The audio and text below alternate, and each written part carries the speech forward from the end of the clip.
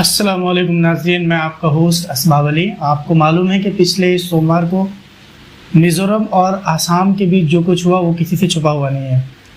तो इस बारे में आप बहुत कुछ अखबारों में सुन रहे होंगे, पढ़ रहे होंगे, वीडियोस देख रहे होंगे, लेकिन मैं आपको बिल्कुल अलग एस्पेक्ट की तरफ लेकर जाऊंगा। जैसा कि मैं हमेशा से करता हूं कि किसी भी ख़बर के एकदम अनटच जो उसका पहलू होता है उसकी तरफ हम जाने की कोशिश करते हैं।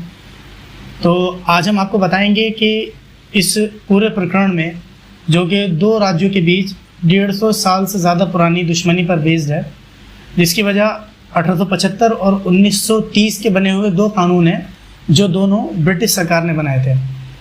बहरहाल ये दोनों कानून लाइन ऑफ कंट्रोल के मुताल्लिक हैं कि वहाँ पर जो एक्चुअल लाइन है जिसके ज़रिए से इन दोनों राज्यों की सीमाएं अलग अलग की जाती हैं, उनका क्या मैटर है। तो हम इसकी हल्की सी टेक्निकल आपको गुफ्तगू जो है वो भास्कर के हवाले से बता देते हैं। दैनिक भास्कर के हवाले से मैं इसलिए बता रहा हूँ क्योंकि मुझे आपको दैनिक भास्कर की एक हिपोक्रेसी आज शो करनी है। तो बेसिकली हमारे इस वीडियो का मकसद भी यही है कि अभी पिछले हफ्ते जब भास्कर के दफ्तर पर इनकम टैक्स ने रेट्स डाली, जब कोरोना वायरस के दौरान जो बहुत सारी एक्सपोजिंग स्टोरीज़ की थी, जो अपने पत्रकारों को ग्राउंड रिपोर्ट के ज़रिए से उन्होंने ये बताया था कि किस तरीके से यूपी सरकार जो है वो कोरोना को कंट्रोल करने में विफल रही और कोरोना के ज़रिए से मरने वाले लोगों को, यानी उनका अंतिम संस्कार भी एक मखसूस मज़हब के तरीके पर नहीं किया जा सका और उनको सैफ़रॉन कलर के कपड़ों के ज़रिए से गंगा के किनारे दफन कर दिया गया। तो बहरहाल ये एक सेंटिमेंट था जिसको कवर करने का मकसद भी यही था कि चूँकि ये जो मामला था वो भी एक बड़ी अक्सरियत से मुताल्लिक़ था, उसमें वो लोग नहीं थे जो अक़लियत में आते हैं, जो माइनॉरिटीज़ हैं। तो बहरहाल भास्कर ने आज जब इस खबर को नशर किया तो उसके वेब पोर्टल पर जो है ये स्क्रीनशॉट नज़र आ रहा था। क्या है, आप इस वीडियो के थंबनेल को देखें और ये बात याद रखें कि कुल्लमा रुद्दू इलल फितनति उरकिसू फ़ीहा, कि जब भास्कर और इन जैसे लोगों को फितने की तरफ बुलाया जाता है, मुसलमानों को बदनाम करने, मुसलमानों की दुश्मनी को निकालने के लिए, तो ये लोग किस तरीके से पलटते हैं। और कहीं ना कहीं ये वो सेंटिमेंट देने की कोशिश है सरकार को कि आप बिल्कुल भी परेशान ना हो अगर आपको लग रहा है कि हमारे जासूसी और कोरोना के मुताल्लिक़ रिपोर्ट करने से हम जो है वो ऐसी खबरें भी बताने लगे हैं जिससे हिंदू मुस्लिम सेंटिमेंट्स के अंदर कड़वाहट कम हो जाती है। तो आपकी गलत फहमी है, हम आपके इस प्रोपेगेंडा और आपके इस एजेंडे को बहुत अच्छी तरीके से फॉलो कर रहे हैं। तो देखें, हेडिंग क्या लगाई है, क्या है आसाम मिजोरम का विवाद। मिजोरम में आदिवासियों को अपने इलाकों में, मिजोरम 1875 में अंग्रेज़ों का बनाया नियम मानता है, आसाम 1933 का। तो ये दोनों नियम जो है वो बाउंड्रीज़ के मुताल्लिक़ है, चूँकि मिज़ोरम और आसाम की बाउंड्रीज़ ऐसे तो है नहीं कि सीधी सीधी बाउंड्री खींच दी गई है, बल्कि वहाँ पर बहुत सारी नेचुरल चीज़ें हैं, नदियाँ हैं, पहाड़ हैं, जिसकी वजह से कोई एग्जैक्ट फिगर जो है वो वहाँ पर बैठता नहीं है। तो इसी डिस्प्यूट की वजह से आप देख रहे होंगे कि ऐसा लग रहा था कि दो राज्यों नहीं बल्कि दो देशों की लड़ाई हो रही है और किस तरीके से दो राज्यों के जो चीफ मिनिस्टर्स थे वो एक दूसरे पर कटाक्ष कर रहे थे और ऐसा लग रहा था कि सारी जंग, एक जंग ट्विटर पर लड़ी जा रही है और दूसरी जंग एक ही देश के उन लोगों के बीच लड़ी जा रही है जो सीमा विवाद को इतना तूल देते हैं कि वो देश की संप्रभुता और उसकी एकता का ख्याल भी नहीं करते हैं। और कमाल की बात यह है कि इस वक्त केंद्र में भी भाजपा की सरकार है और आसाम और मिज़ोरम में भी भाजपा की सरकार है, उसके बावजूद भी इंटरनल इंटीग्रिटी को ख़त्म करने वाला इतना भयानक वाक़या पेश आया है कि शायद इसकी तरफ आप लोग नज़र नहीं दौड़ाएंगे क्योंकि इसका ताल्लुक हिंदू मुसलमान से नहीं है। लेकिन मैं आपको बता दूं, कल एक हैशटैग चल रहा था कि POK लेकर रहेंगे। अब आप सोचें, हमारे मुल्क में स्टेट बाउंड्रीज सेफ नहीं है, स्टेट के दरमियान इतना ज़्यादा कॉन्फ्लिक्ट है कि जंग की शक्ल अख्तियार कर गया। आपको मालूम होना चाहिए कि 5 पुलिस ऑफिसर्स जो है उनको कत्ल कर दिया गया और एक नागरिक की भी इसमें मौत हुई है।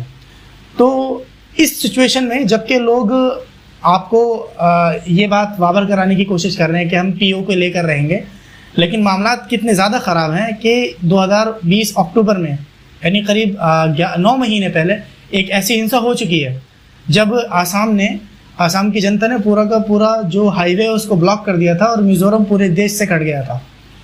तो बहरहाल ये देखें आप भास्कर जो है वो किस तरीके की जो है वो कम्युनल थंबनेल लगा करके इस खबर को नशर करना चाह रहा है। असम के सीमाई इलाकों में बड़ी संख्या में बंगाली, उनमें भी मुस्लिम ज़्यादा हैं। उसके बाद देखें आपने, इन्होंने जो है वो इसके जो है डेमोग्राफिक और हिस्टोरिकल एस्पेक्ट जिक्र किए हैं। फिर उसके बाद कहा कि 6 राज्यों से टकराती है असम सीमा, सभी से सीमा विवाद।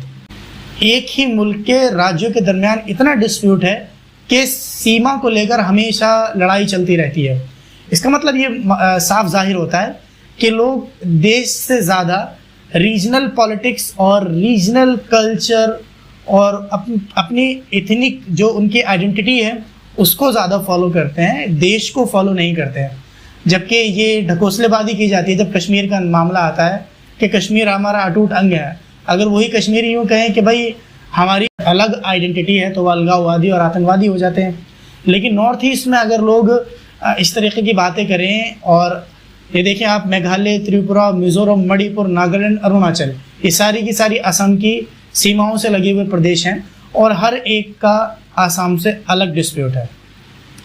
तो नीचे आएंगे तो आप देखेंगे क्या बांग्लादेशी शरणार्थी भी इस विवाद की वजह है? हाँ, कुछ हद तक। असम और मिजोरम की सीमाएं काल्पनिक हैं। ये नदियाँ पहाड़, घाटियों और जंगलों के साथ बदलती रहती हैं। पिछले कुछ सालों में यह समस्या भौगोलिक की बजाय सांस्कृतिक होती जा रही है। असम के समीपवर्ती इलाकों में ज़्यादातर रहवासी बंगाली हैं, मुख्य रूप से मुस्लिम्स। देखें आप, मुस्लिम्स का नाम भास्कर ने कितनी बार लिया है। यानी एक ऐसा मसला जो रीजनल पॉलिटिक्स और रीजनल आइडेंटिटी पर बेस्ड है, उसको किस तरीके से इन्होंने हिंदू मुस्लिम सेंटिमेंट्स के ज़रिए से गंदा करने की कोशिश की है। मिजोरम के लोग उन्हें शक की नज़र से देखते हैं। उनका आरोप है कि बिना कागज़ों वाले, ये लफ्ज़ देखें आप, जैसे कि गृह मंत्री जो है वो क्रोनोलॉजी समझाते हुए बोलते हैं, पहले कैब लेकर आएंगे, फिर एनआरसी लेकर आएंगे और एनआरसी पूरे देश में करेंगे। घुसपैठिए पूरे देश की समस्या है। घुसपैठिए मतलब मुस्लिम्स, ये बात याद रखा करें आप, भूल जाते हैं आप बहुत जल्दी। मिजोरम के लोग उन्हें शक की नज़र से देखते हैं। उनका आरोप है कि बिना कागज़ों वाले माइग्रेंट्स उनके राज्य में आकर ज़मीन पर कब्जा करेंगे। कुछ पूर्वोत्तर राज्यों में मुस्लिम आबादी हिंदू आबादी के मुकाबले काफ़ी तेज़ी से बढ़ी है। मिजोरम में मुस्लिम आबादी 1991 और 2001 के बीच 122.54% बढ़ी है। 2001 में जब जनगणना हुई तो मुस्लिम आबादी 10,099 थी। वो कुल आबादी का महज 1.3% है। भले ही ये संख्या ज़्यादा ना हो, पर घुसपैठ को मीज़ो आदिवासी अपनी संस्कृति पर हमला मानते हैं। इसी वजह से वे सीमाई इलाकों में रहने वाले बंगालियों से नाराज़ रहते हैं। तो बहरहाल ये आज का थोड़ा सा एनालिसिस था, और मैं आपको एक इस खबर का, आज जब ये खबर सुबह नशर हुई थी इनके वेब पोर्टल पर, तो मैं उसका आपको स्क्रीनशॉट दिखाता हूँ कि दोनों में कितना फ़र्क है, दोनों खबरों में। भी शाम तक आते आते इसका थंबनेल कम कम्युनलाइज किया गया, यानी कम कम्युनल है। जब सुबह ये खबर नशर हुई थी दोपहर के नंबर में, तो ये जो थंबनेल था वो ज़्यादा कम्युनल था। इस विवाद की बढ़ती जड़ मुस्लिम आबादी तो नहीं, मिज़ोरम में आदिवासी अपने इलाके में घुसपैठ नहीं चाहते। 1991 से 2000 के बीच मिज़ोरम में मुस्लिम 122% बढ़े हैं। बार बार के चक्का जाम से भी परेशान हैं मीज़ो आदिवासी। पूरे जो थंबनेल है उससे ये जाहिर हो रहा है कि इस पूरी परेशानी की जड़ मुसलमान है। देखिए इस थंबनेल में कितनी बार मुसलमान का नाम लिया गया, 1, 2, और बीच बीच में मिज़ोरम में आदिवासी अपने इलाके में घुसपैठ नहीं चाहते। अब जाहिर है घुसपैठ कौन कर रहे हैं, मुसलमान कर रहे हैं थंबनेल के मुताबिक। नंबर 2, बार बार चक्का जाम से भी परेशान है मीज़ो आदिवासी, यानी मुसलमान क्या करते हैं, बार बार चक्का जाम करके उन्हें परेशान करते रहते हैं, जिससे मीज़ो आदिवासी जो है वो परेशान है। तो मैं इनके लिए एक आयत कोट करता हूँ। अल्लाह ताला इरशाद फरमाता है, कुल्लमा रुद्दू इलल फितनति उरकिसू फीहा। आपको लगता है कि अगर ये जासूसी कांड की पहले पेज पर खबर दे दें, या कोरोना में मरने वाली लोगों की जो कब्रें हैं जिन पर सैफरॉन रंग का कपड़ा लगा हुआ है उसकी खबर और सरकार की नाकामी की खबर पहले पेज पर दे दें, तो उससे ये सोने के हो जाते हैं। असल में ऐसा नहीं है। जब भी इन्हें फितने की तरफ लौटने का मौका मिलता है, तब ये मुसलमानों की दुश्मनी में तेज़ी से जाते हैं। जैसे कि यूँ फरमाया अल्लाह ताला ने, वइज़ा तवल्ला सआ फिल अर्दि लियुफ़सिद फ़ीहा व युहलिकल हर्थ वन नस्ल। जब जब ये पीठ पलटता है, जब जब मौका लगता है तो चाहता है कि ये नस्ल को और खेती बाड़ी को, यानी इंसानों को और सारे इकोनॉमिक सिस्टम को ख़त्म कर दे।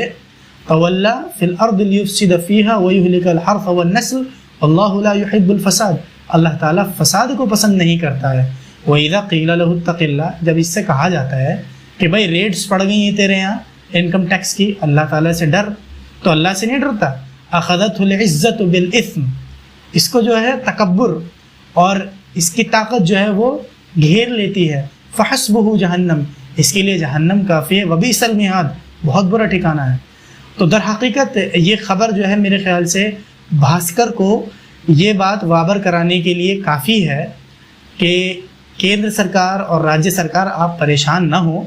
अगर आपको लग रहा है कि हमने उन 2 ख़बरों की वजह से जो बज़ाहिर आपके ख़िलाफ़ लग रही थी, मुसलमानों के ख़िलाफ़ ज़हर उगलना, इस्लामोफोबिक सेंटिमेंट और इस मुसलमानों को डिह्यूमनाइज करने का काम छोड़ दिया है, तो ऐसा हुआ नहीं है।